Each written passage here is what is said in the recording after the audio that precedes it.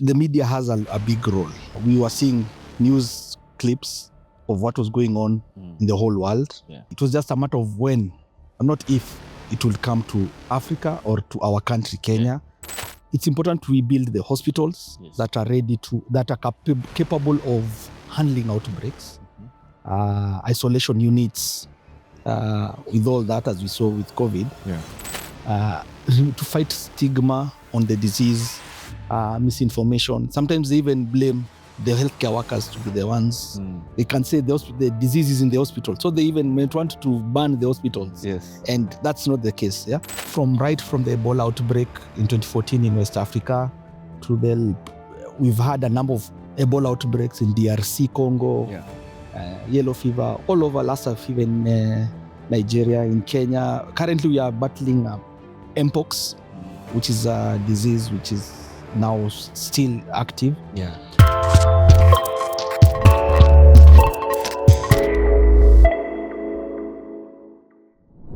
Having watched Contagion and Outbreak and Mission Impossible 2, or was it 3? One thing comes out: I watched too many movies. But also the other thing that comes out is the common thread in those movies. I'm talking about outbreaks. Welcome to the Med Squad podcast. My name is Yafesi Musoke, and I have with me Dr. Rono. In fact, I'll let you introduce yourself so that you tell us how you come into this topic. Okay, thank you, Yafesi, for the introduction. My name's Dr. Robert Rono, and I'm a clinician practicing in Kenya for the last decade or so. I have a specialty in epidemiology, which is a branch of medicine that studies the distribution of diseases, outbreaks, and how to manage them. So that's what my specialty is in, and that's how I come in this discussion. Welcome. Now, you see the thing, when we're talking about outbreaks, these diseases exist already. So at which point do we call it an outbreak or an epidemic? What is it that defines that? What is an outbreak? What is there a difference between a pandemic, an epidemic? Yes. Okay, yeah, thank you very much. That's a very good question. So generally, we have what constitutes an outbreak. There are two instances. We have those diseases which we'll say they are normal within our communities. Yes. Maybe flu, diseases of maybe diarrheal diseases, and malaria. Yeah. An outbreak, we'll call an outbreak when we have a marked increase in the number of cases of maybe, let's say, the flu or diarrhea in a community which is not normal. Maybe in a month we have maybe 10 cases reported of maybe the flu. Yes. Then all of a sudden we have 100 cases. Yeah. Or maybe at some point, in the case of cholera or diarrheal illnesses, maybe we see 1 or 2 cases a month. Then all of a sudden we have 200 people having those conditions. So that constitutes an outbreak. So it's usually just a sudden increase in a condition above the normal rates. That's one instance. In another instance, there's some diseases where if you have just one case, that's an outbreak. Wow. And those are the serious diseases like the viral hemorrhagic fevers like Ebola or Marburg or yellow fever. Just one case, now the threshold for an outbreak is higher. So those are the two instances where you can say we have an outbreak. What's the difference between a pandemic and an epidemic? Yeah. So now, when you say now we have an epidemic, is now when the outbreak goes beyond. So we can be having an outbreak in one village or one town or one area.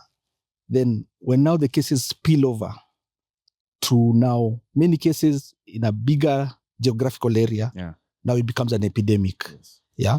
And we've seen many cases like cholera. It can be an epidemic when it maybe moves from one town to the rest and the whole country gets an epidemic. Yeah. We've seen COVID, the way COVID was. Yeah. Maybe it was an outbreak in one place in Wuhan, then it moved to all of China, then all world. Yeah. So it becomes an epidemic when it grows to a bigger. Now, a pandemic is now where it now becomes the whole world. It now goes to different continents. Yes. So an epidemic can be within one country or one continent. But once it jumps to different, now the disease has traveled all over the world. The example was the COVID. Yeah. It's really moved fast from an outbreak to an epidemic to a pandemic, where the whole world was.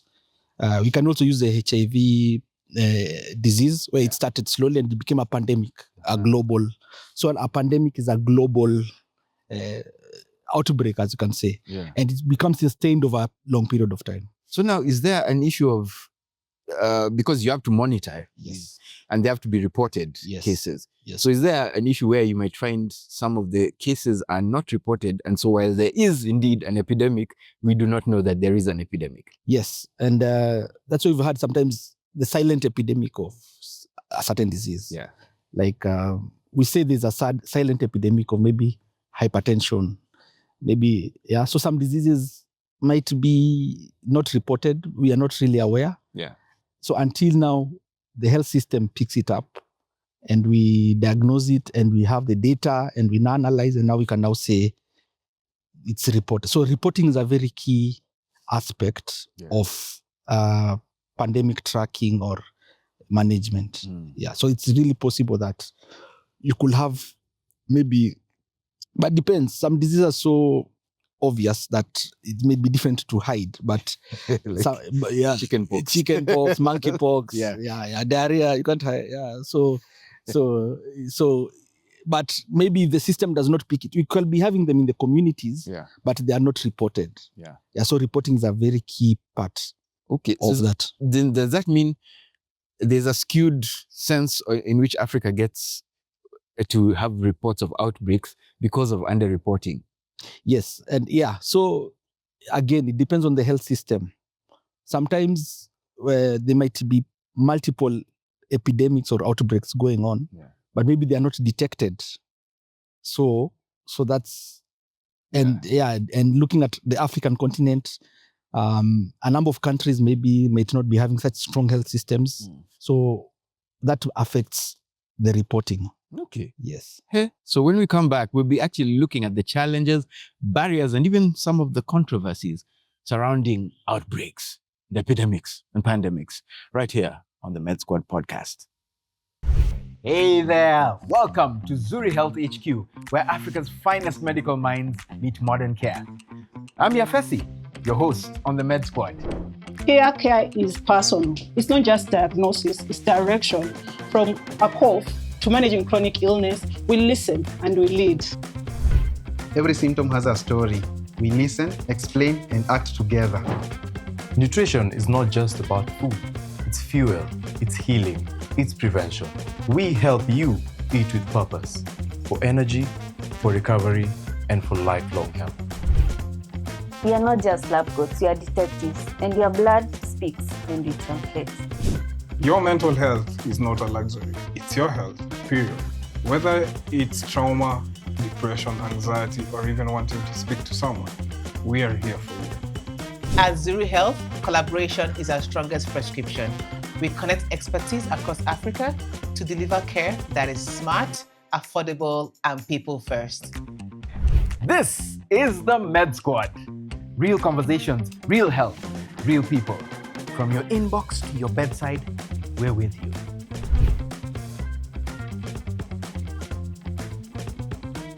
You're watching the Med Squad podcast and also listening, I hope, because the information that we're giving you here is candid. We keep separate facts from myths and fiction. And when it comes to that, actually want to look at the challenges surrounding outbreaks and pandemics. So like, for instance, the COVID-19 vaccine, without social media or without the whole buzz around it initially, how did people get to know about it? Because when we got to certain areas, rural areas, or people who are not maybe looking at either political scene or health scene, how did people get to know about it before now they accepted, hey, things are thick? Of course, the media has a big role.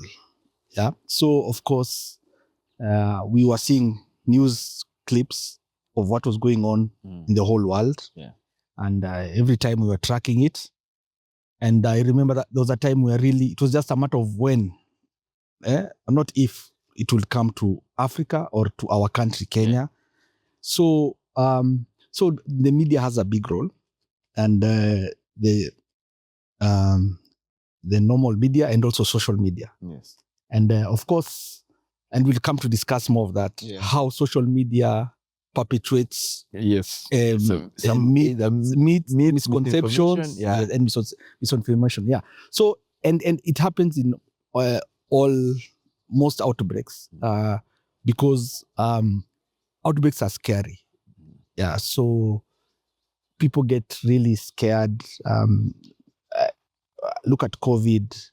Look at maybe Ebola. We've had Ebola in our region. Yes. Yeah. So it reaches to a point we have some false flags. People saying there's an Ebola case somewhere, and there's a lot of hysteria and panic.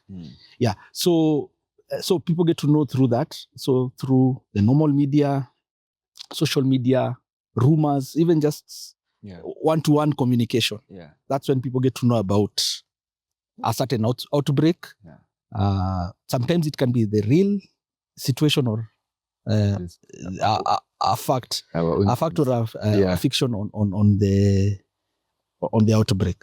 Yeah. So where do experts disagree? Because assuming there's information about an outbreak out there, do the experts all agree, oh yeah, this is this disease or this? Where do they disagree outside of the noise being made on social media or in the media? Yeah. So I'll use the example of COVID. Of course, a new disease which we don't know much. Yeah. Everybody tries to get their head around it and know what it is about. So I remember there was a bit of controversy whether COVID was airborne or contact.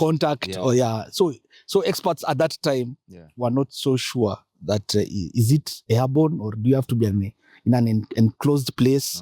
Do you have to be traveling the same place? So that was one of the initial. I don't even know if the controversy has ended yet, whether it's airborne or not.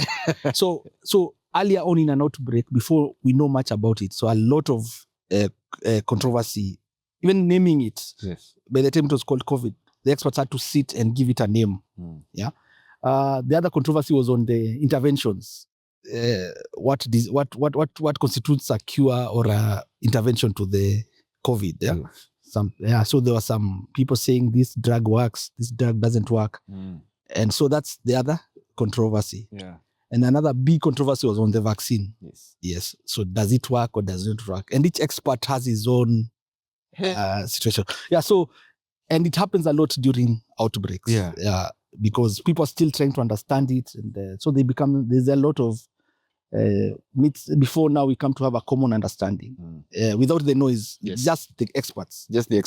Yeah. And these experts also are in a context. Yes. Because they're the experts in Africa. Yes. And then they're the ones global experts who say, you Africans, we'll let you know. Yes. Now, when it comes to an outbreak, in an initial outbreak, the first responders or the frontline workers. Yes. How much of either fear or, I guess, apprehension about, because you don't know much about what is happening. So me getting infected, and yet I'm the frontline, I'm the one supposed to be helping people. Yeah. So that risk of infection and then now kind of being part of the spread. Yeah. Is that a consideration or kind of something, a fear? Yes. And most of the times, before even an outbreak is detected or known, we have the cases going to the hospitals. Yes. And they are seen by the healthcare providers, the healthcare, maybe nurses, doctors, patient attendants. Yeah. And there's usually a real risk of them being the first spreading to them. Yes. Yeah. And maybe later is when now, in fact, most outbreaks are usually detected once a few of cases have come, then in the hospitals, the nurses get sick, some die, as it was the case of even COVID and even Ebola in West Africa and even in DRC and Uganda recently. Yeah, so that calls now for preparedness before an outbreak, for healthcare workers to be trained on all the potential diseases out there, and how to protect themselves using PPEs. Yes. It's called personal protective equipment. Yes. So it's good. So once they are trained on that and they have a good index of suspicion, they're able to protect themselves earlier on while the outbreak is evolving. Yeah. So there's a real risk. It happens. The healthcare workers are usually, the frontline workers usually the first to meet the diseases. Yeah. And without proper training and awareness and being properly kitted. Yes. As you've seen those masks, those hazmat suits we are wearing. Yes. The isolation. Yeah. Yeah. So that's part of epidemic preparedness. So in terms of that also, we're looking at facilities, that space. If you have hazmat suits, you may have hazmat suits, but you don't want to be squeezed in a room with someone. Yes. So is the priority fighting misinformation so that we have better preparedness, or building hospitals so that we have the facilities? Yes. I wouldn't say it's a one answer fit all. All of them are important. Yes. Because and so that calls in the social aspect and the physical aspect. Yeah. Yeah. It's important we build the hospitals that are that are capable of handling outbreaks, isolation units, with all that, as we saw with COVID. Yeah. But also it's very important to talk to the communities to understand so that they can be able to fight stigma on the disease, misinformation. Sometimes they even blame the healthcare workers to be the ones. They can say the disease is in the hospital. So they even might want to ban the hospitals. Yes. And that's not the case. Yeah. So we have to really fight. So it has to be going to the communities, giving the right communication, fighting the myths and misconceptions. So it calls a lot of health education to the communities to understand the disease and to understand that the health system is there to support them. Yeah. Yeah. So you need to do a bit of both. Ensure we have enough hospitals, but also the communities are engaged so that they are able to help us manage the outbreaks. Because once the communities run away or shy away, the diseases are continuing to spread. Oh, it becomes much harder. Yes. All right. When we come back, we'll be talking about innovations, looking at solutions and what actually worked as we talk about outbreaks and pandemics and epidemics on the Med Squad podcast.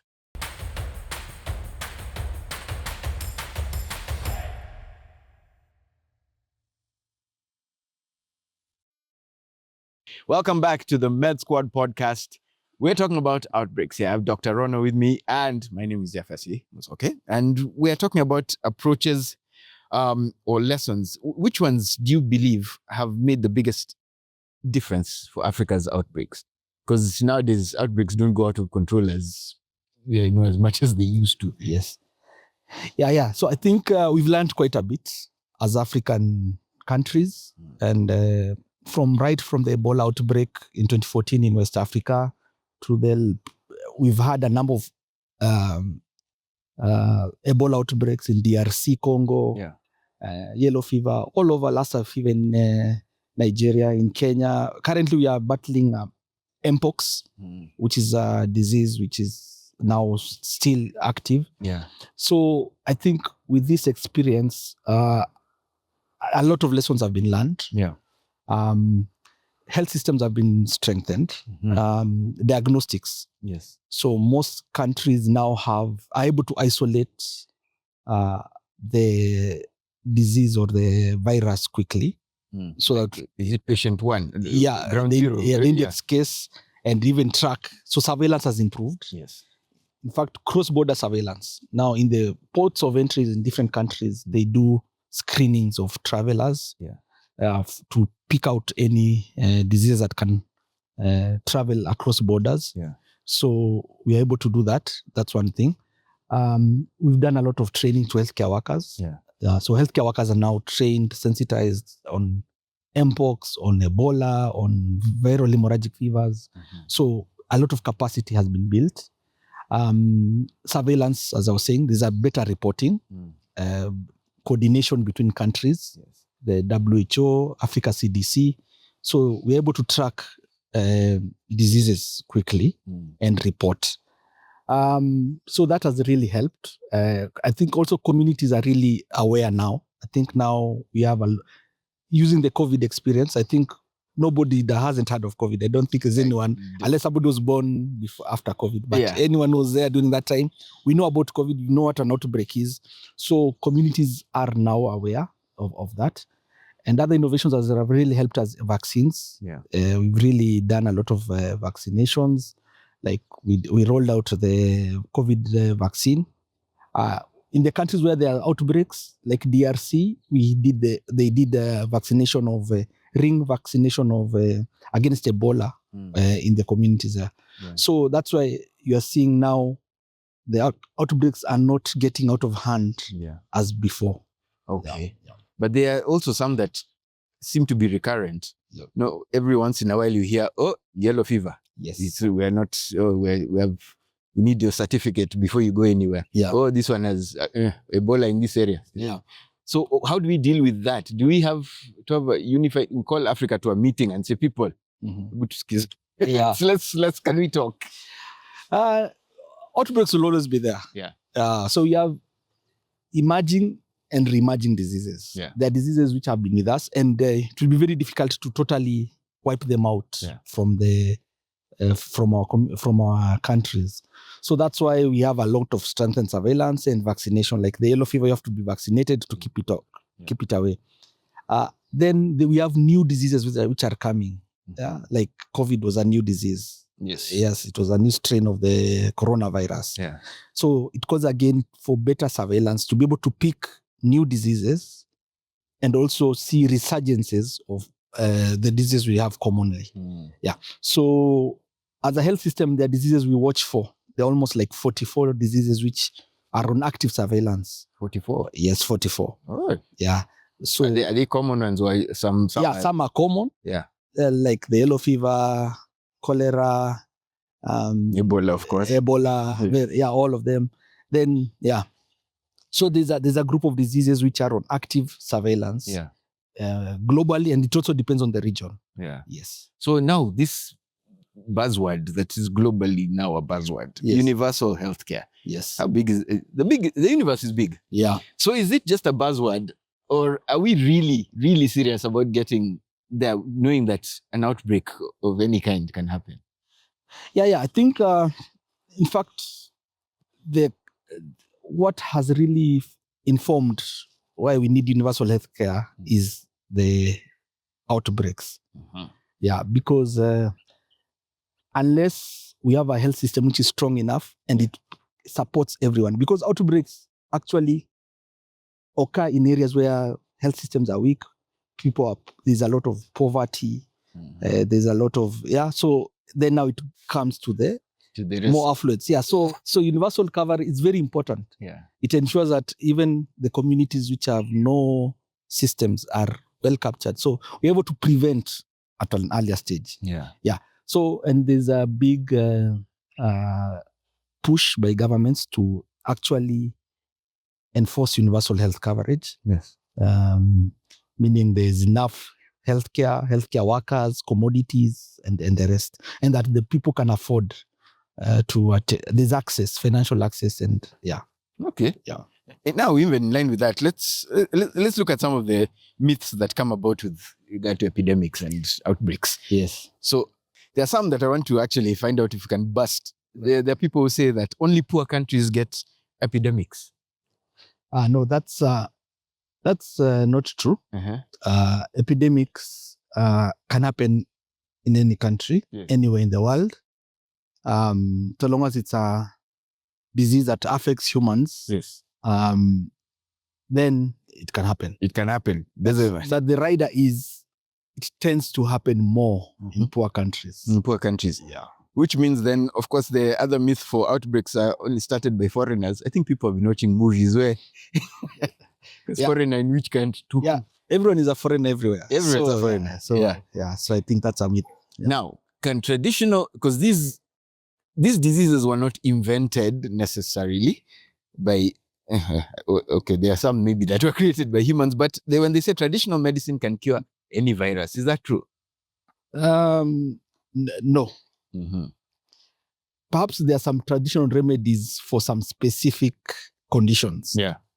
Because even the drugs that we use, Yes. they actually came from plants, extracts. Some came from extracts, and so so we cannot say the traditional medicine don't work.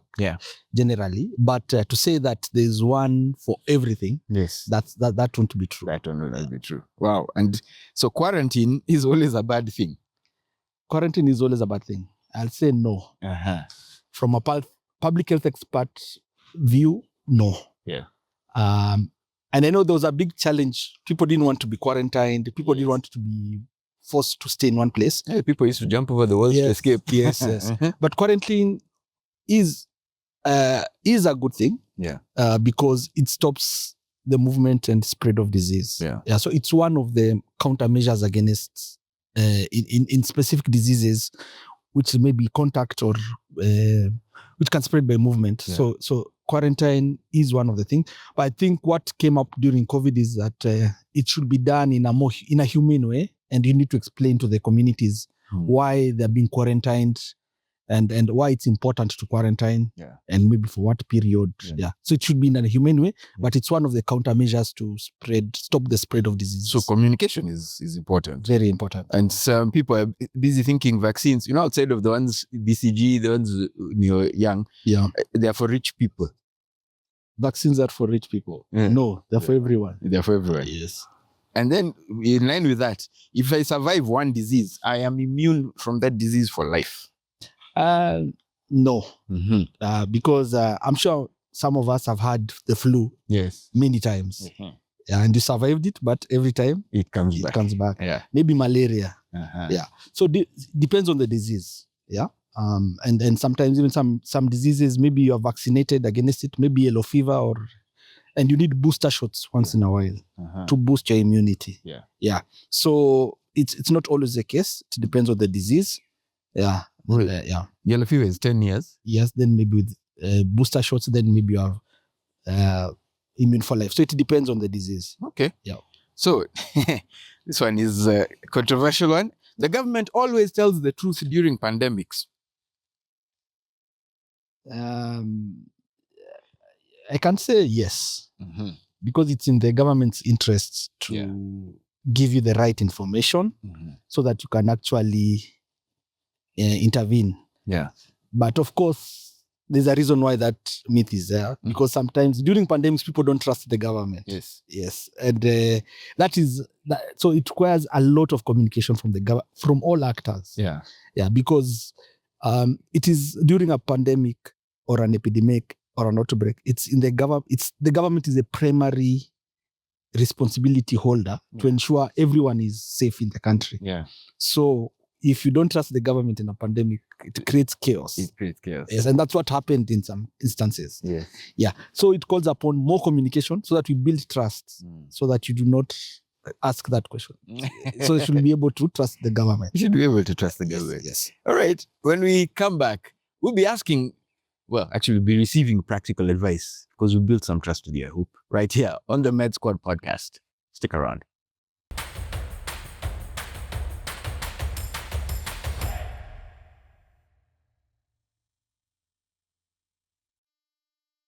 Welcome back. This is the Med Squad podcast. We have candid conversations about health and your wellness across Africa. Now, we want to actually find ways to, Dr. Rono, we want to find ways in which we can protect ourselves, our families, and communities during outbreak. So, what's the most helpful thing I can do during a pandemic or during an outbreak or an epidemic? Yes, so in an outbreak setting, as an individual, you need to get the right information on the disease or on the condition, get the right facts from your health provider, from your Ministry of Health, or from a trusted health source. Yes.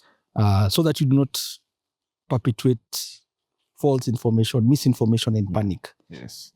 And with that, you're able to know what you need to do. Like, I'll give an example of the COVID situation where there are those interventions we are told we need to social distancing, wearing masks, washing hands and all that. So it's good to know what countermeasures you need to do. If you have been told not to move around quarantine, it's good to to observe Yeah. the measures. Then a key one is do not spread misinformation and myths. Those antis WhatsApp groups. Yes, those they are going viral Yeah. everywhere. So that's another thing. So it's good to verify every source of information. Yes. Yeah, because there was a lot of misinformation. And there was a lot. Yes, so that's another thing. Yeah. Yes, and then observe when you though again, once you're in an outbreak setting and you get the symptoms, it's good to go to the health facility, because sometimes the stigma of the disease or the fear makes people isolate themselves and not seek health attention. So during an outbreak, you need to know. They usually show the signs and symptoms. If you have any signs and symptoms, and I've seen technology has improved. Sometimes you have a call in, you can call the number and report, and you'll be informed whether you need to go to the hospital or not, or actually present yourself to the hospital. How has telemedicine or telehealth helped with the control of during COVID and subsequently? Telehealth really helps, because like if you're you're able to monitor someone remotely. Yes. Yeah, they don't have to travel, and it's actually faster. So telehealth has really improved. So you can call in, you can get information from a health provider. They can even tell you what to do. We had a lot of home-based care.